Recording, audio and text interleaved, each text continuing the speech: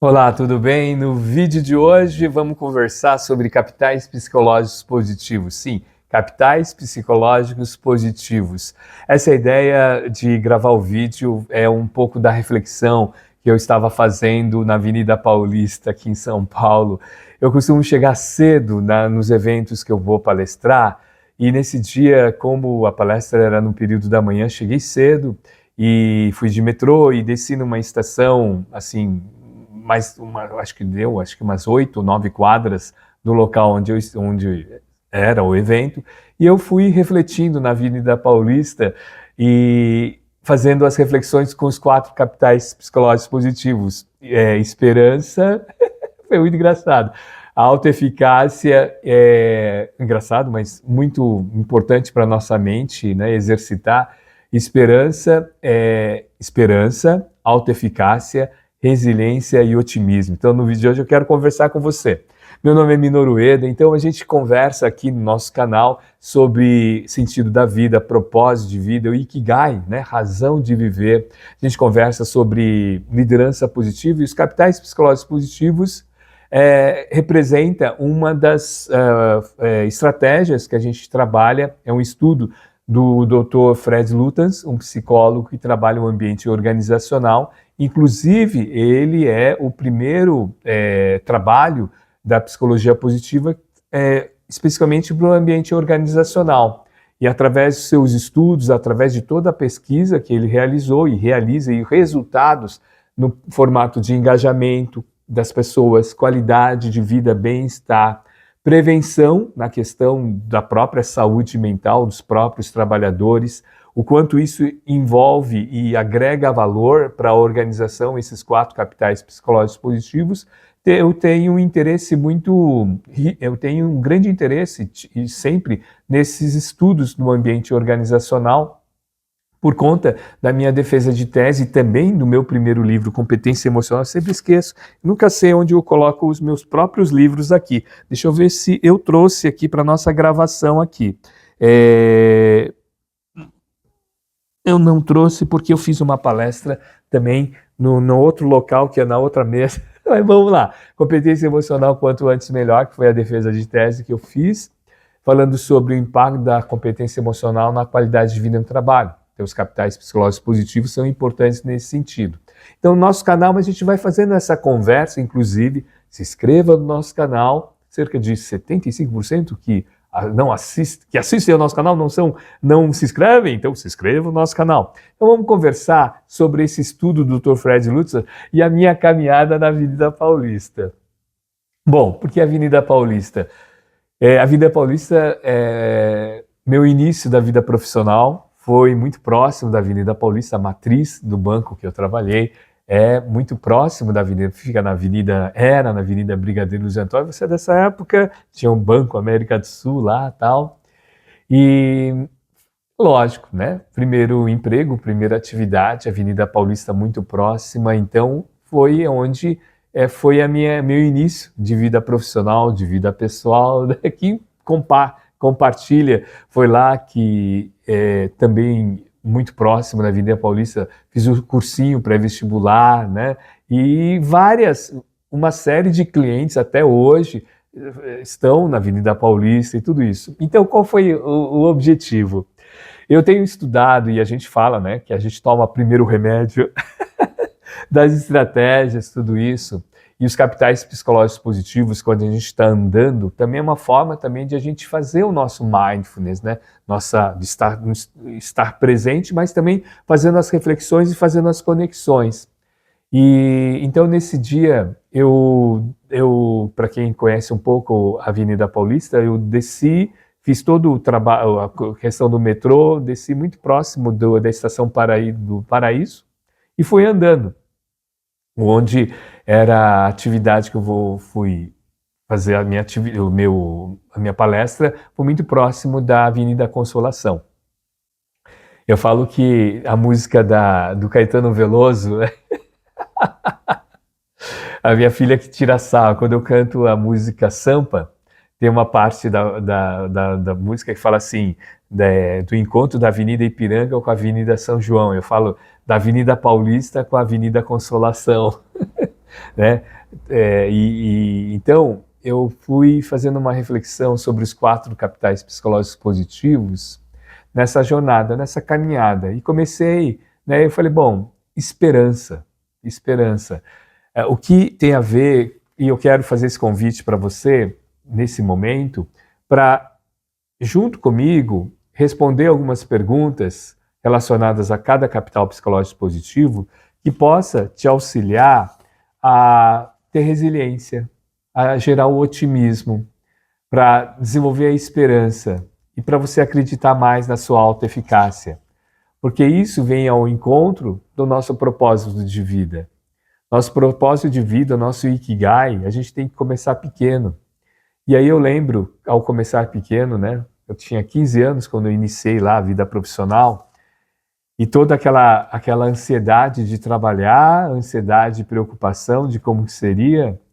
E eu comecei a lembrar, e uma das perguntas que eu gosto muito de fazer na mentoria Virtus, que é a mentoria que a gente tem para todo o processo de carreira, né, nessas questões mais profissionais, na questão de pontos fortes, de a gente acreditar cada vez mais que é possível a gente alinhar o nosso Ikigai dos nossos pontos fortes com aquilo que a gente gosta, o que a gente pode ser reconhecido ou remunerado, e ampliar essa contribuição para ter esse alinhamento vida pessoal e vida profissional.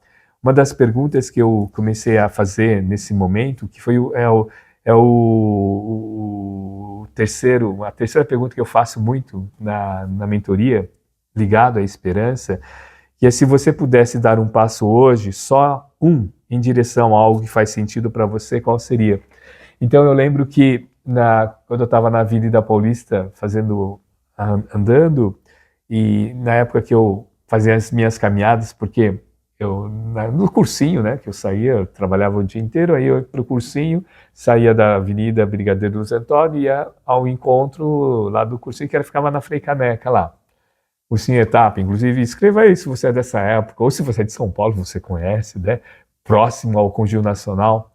Eu lembro que tinha algumas coisas que eu ficava refletindo dos acontecimentos que aconteciam no dia, e na época, cursinho pré-vestibular, você sonhava, né? Você tinha os seus sonhos, tal. E o meu primeiro sonho, meu primeiro direcionador, eu já gravei alguns vídeos aqui. A primeira proposta era fazer engenharia, por conta das influências, né?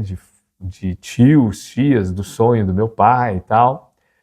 E eu lembro que eu tinha que observar o quanto que aquilo, depois de uma pergunta que um professor fez para mim, que era o professor do cursinho, trabalhava literatura, português, tudo isso, ele fez uma pergunta que foi a ponte do futuro, que eu falei, eu dei o nome, né? Ele falou assim: você se vê com a minha idade sendo engenheiro?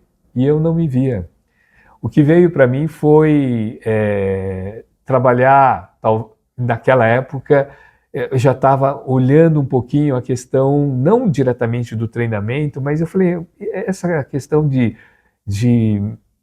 compartilhar informações. Então, a área que eu trabalhei inicialmente envolvia comunicação social, tinha um jornal da organização, que tinha agências bancárias, né? Então tinha um jornal, foi lá que eu comecei a ser encantado pela leitura, por a questão da fotografia, porque tinha fotos lá. Então eu comecei, naquele momento, tinha momentos que eu ficava refletindo como que seria, né, eu ou trabalhar com jornalismo, mas hoje, fazendo um pouco as conexões, a questão de compartilhar conhecimento e a questão de observar o conhecimento como algo importante para a minha vida foi muito bacana. Eu lembro que tinha uma livraria chamada Livraria Veredas, na Avenida Paulista. Ficava muito próximo da Avenida Brigadeiro Luiz Antônio. E foi numa época, por isso que eu estou falando da questão de qual o passo que você pode dar hoje que pode realmente fazer uma grande diferença. Quando a gente faz o trabalho do Ikigai e do trabalho da mentoria Virtus, uma das primeiras perguntas que eu faço é: o que de repente lá atrás, na sua vida, você fazia com facilidade. E eu lembro que o processo de educação, de compartilhar conhecimento era muito interessante na minha vida, desde o início lá da vida profissional também, de compartilhar conhecimento.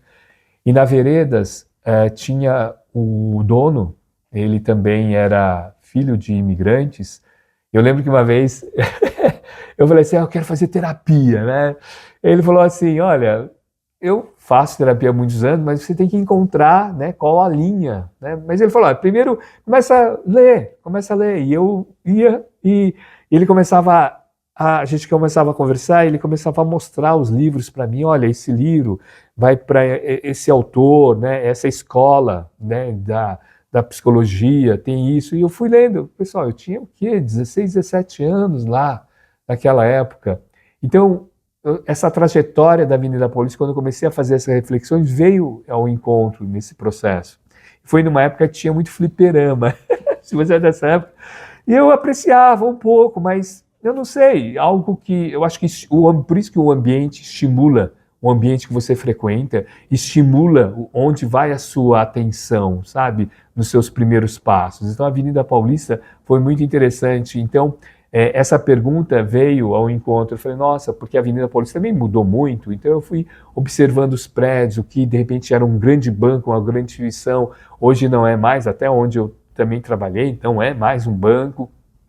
Mas acima de tudo, a capacidade que a gente tem de começar pequeno. Por isso que em Emoji, na obra Ikigai, o primeiro pilar do Ikigai é comece pequeno. Comece pequeno. E o segundo é liberte-se, liberte-se. Liberte-se de crenças que de repente não fazem mais parte da sua vida. E foi nesse exercício, e aí na própria vida, ó, pessoal, a gente vai andando e vai refletindo.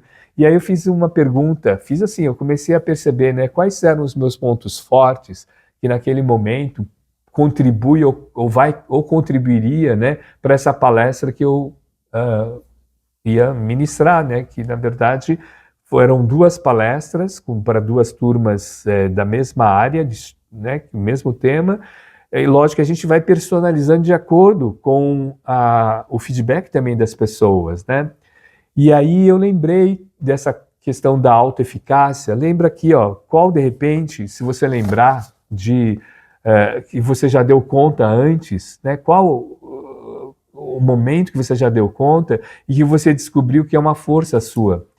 E nesse momento é uma das minhas forças hoje, eu acredito, que quando eu estou ministrando aula, é a capacidade de fazer conexões das ideias que as pessoas vão dando, das perguntas, contextualizar uma pergunta e trazer essa pergunta também para o contexto que possa contribuir para as outras pessoas. É como aqui no canal, a gente vai conectando essa capacidade. E eu comecei a lembrar lá na Avenida Paulista, não que lá na Avenida, mas nessa caminhada eu comecei a lembrar de muitos mentores que eu tive, mentores que não eram mentores institucionais, mas pessoas que trabalharam comigo quando eu tinha lá os meus 15, 16, 17 anos, todos eles eram mais velhos ou mais velhas, já estavam ou já graduados na universidade ou ainda estavam estudando, e perguntas que eles faziam para que eu pudesse ampliar, né, cada vez mais as minhas reflexões. Eu lembro que dois desses meus mentorados, ambos não eram da cidade de São Paulo, então eles saboreavam São Paulo como pessoas que valorizavam uma cidade. Eu lembro que a gente foi no MASP, no Museu de Arte de São Paulo, primeira vez que eu fui no MASP, e eles começavam a fazer perguntas entre eles, então esse quadro, qual a relação, né, tudo isso, e eu desconhecendo tudo isso.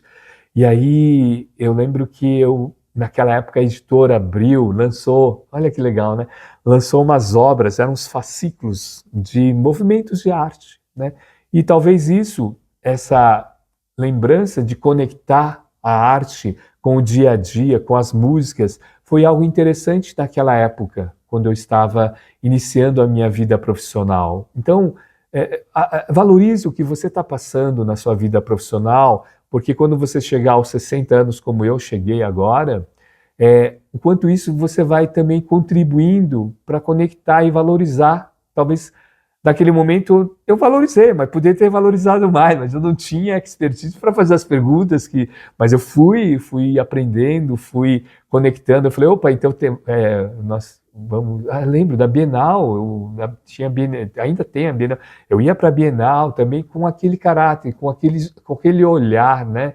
Não de observação mesmo, para você reconhecer e fazer conexões. Eu lembro que eu tenho amigos até hoje, eu falo, nossa, como que essa pessoa pode ter uma sacada genial, ou escrever, né, ou desenvolver uma metodologia, porque ele conecta as coisas, né, ele faz conexão. Eu sempre ressalto o vídeo do Steve Jobs, que ele tem de Stanford, que ele foi paraninfo, ele fala, é importante você conectar os pontos, né, ele conecta, né, os pontos do curso de caligrafia, o trabalho de cartazes que ele fazia naquela época, na década de 70, tal, com o Macintosh, com a questão da obra, né, de trabalhar, né, a questão das imagens, tudo isso. Vamos para o terceiro capital psicológico positivo, que é da resiliência. Essa resiliência significa, quando cair não significa que você vai desistir. E eu lembro que, tanto na vida profissional, o quanto de projetos que a gente tem e a gente não consegue atingir porque talvez não estivesse maduro, ou vestibular que você tenta e você não ingressa porque talvez não era aquilo que você está maduro, e naquele momento é necessário a gente ter a humildade do processo, e é por isso que eu falo que a humildade tem muito a ver com resiliência, porque a humildade você está aberto para aprender. A mentalidade de crescimento da professora Carol Dweck, desse livro, que eu sempre não canso de repetir, que é um dos livros maravilhosos. Eu concordo com um rapaz que compartilhou com a gente que era uma obra de arte aqui no seu comentário, qual sempre eu agradeço os comentários que as pessoas deixam aqui, para a gente vai aprimorando, ou que isso faz sentido. A humildade tem a ver, eu falo do exemplo do GPS, do Waze, né? O Waze, ele é resiliente, porque ele é humilde. É que a Waze, sabe o Waze? Você coloca o Waze, vai direcionando você, tal, e ele fala, olha, mantenha a direita e mostra no mapa, só que você mantém a esquerda e você entra na esquerda. O que ele faz? Ele não fica discutindo com a gente, eu tenho razão, não, ele recalcula. Então a gente tem que recalcular. A gente tem que calcular sempre o que está acontecendo para atingir novos caminhos. Então a resiliência é isso. Então o que a vida te ensinou nas fases mais difíceis? Você já teve fase difícil, não teve? Que habilidade você desenvolveu na dor? E talvez não tenha percebido. E às vezes é um ponto forte. Às vezes o ponto forte a gente acha que é tão fácil para a gente que a gente não valoriza. Na mentoria Virtus, que a gente vai sempre compartilhando aqui as conversas que a gente tem também com os mentorados, né? É comum as pessoas, mas esse é um ponto forte, mas eu faço tanto sem querer, tão no inconsciente, porque está no piloto automático. Você tem que valorizar esses pontos fortes, porque pode contribuir para você e para as outras pessoas, porque se você trabalha com outras pessoas ou convive com outras pessoas, um dos maiores créditos emocionais que você pode desenvolver é você ajudar a outra pessoa também a redescobrir os seus talentos e seus pontos fortes. Na linguagem da psicologia positiva é ajudar a pessoa a florescer os seus pontos fortes. Por isso que a mentoria Virtus, a gente trabalha muito esses aspectos no Código da Produtividade, que é o e-book que eu escrevi, que inclusive está a descrição aqui. A gente compartilha que isso é importante para a gente trazer o nosso flow, né, que é o encontro da nossa qualidade, da nossa alta performance. O flow do estudo do Dr. Mihaly Csikszentmihalyi, um psicólogo húngaro, que desenvolveu a oportunidade que a gente tem de ter microflows na nossa vida, momentos que a gente tem momentos de resiliência, onde a gente vai, né, isso vai contribuindo para que a gente não pare no nosso processo. E aqui a quarta competência, capital psicológico positivo, né, que é o otimismo. O otimismo é bárbaro porque é o otimismo aprendido. A gente pode aprender a ser otimista com os estudos do Dr. Martin Seligman. E aqui eu gosto muito de compartilhar as experiências que a gente tem no exercício, falando assim, quando acontece algo, a gente acaba falando que só acontece comigo ou que foi um ato, foi individual, foi um processo individual que aconteceu naquele processo. Porque quando algo dá errado, vamos lá para a pergunta, para a gente refletir sobre se você é resiliente ou não. Quando algo dá errado, se você é otimista ou não, resiliente foi não. Mas está tudo interligado, né? Eu falo que é um ciclo virtuoso do capital psicológico positivo, dos 4, né? Esperança, autoeficácia ou eficácia, resiliência e agora otimismo. Tem um acrônimo, né, que desenvolve na linguagem inglês, né, do inglês, Hope, Hero, porque Hope é esperança em inglês, né, então substitui o H pelo E de esperança, aí depois vai para o português, né, que é eficácia, resiliência e o otimismo, Hero, herói, né, você é uma heroína, tal. Otimismo é quando o jeito que você explica o mundo muda o que você espera dele, o que você sente dele. Então, quando algo dá errado, você costuma pensar que é culpa sua, de alguém, ou só um fato da vida? Que impacto essa resposta tem no seu ânimo? Então, quando a gente observa que é um fato, é um momento, a gente não generaliza. E a gente, então, acaba não observando a árvore, mas acaba observando a floresta da nossa vida. A gente começa a caminhar num processo que a gente vai exercitando o otimismo aprendido, observando que não é permanente, que é algo passageiro. Se é algo passageiro, é importante que a gente trabalhe os pilares da mentalidade de crescimento. Esforço com prática, ressignificando e aprendendo sempre. A minha gratidão por você estar aqui aprendendo comigo. Eu aprendo com você, você aprende comigo. Esse é o processo do ciclo dos capitais psicológicos positivos, porque o grande segredo é compartilhar. Vamos compartilhando cada vez mais. Até o próximo vídeo.